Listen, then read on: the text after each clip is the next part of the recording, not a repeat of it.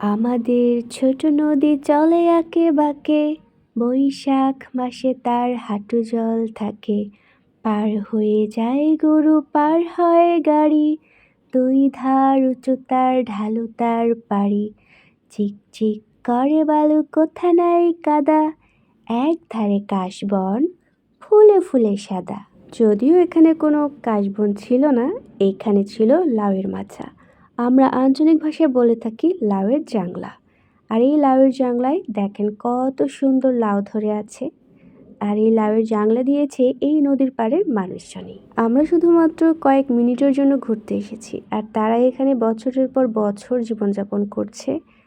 আর এই নদীর করাল গ্রাসে আস্তে আস্তে তাদের সব কিছু বিলীন হয়ে যাচ্ছে, বাড়ি ঘর জমি জমা সব কিছু।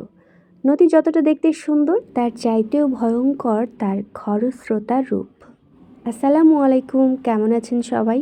আশা করছি সবাই অনেক ভালো আছেন। চলে এসেছি মানিকগঞ্জের ঘিওর উপজেলার মাইলাগি গ্রামে। সরাসরি চলে যাব নদীর পাড়ে, কারণ নদী আমার খুব ভাল লাগে। সময় সুযোগ হলেই নদীর পাড়ে ঘুরতে যাই। আর মানিকগঞ্জের চারপাশেই নদী আছে, যেখানেই যান না কেন নদীর দেখা আপনি পেয়ে যাবেন। আমরা আজকে এসেছি পুরাতন ধলেশ্বরী নদীর পাড়ে। এই নদীতে এখন পানি খুবই অল্প, পার হওয়ার জন্য নৌকা লাগে না বললেই চলে।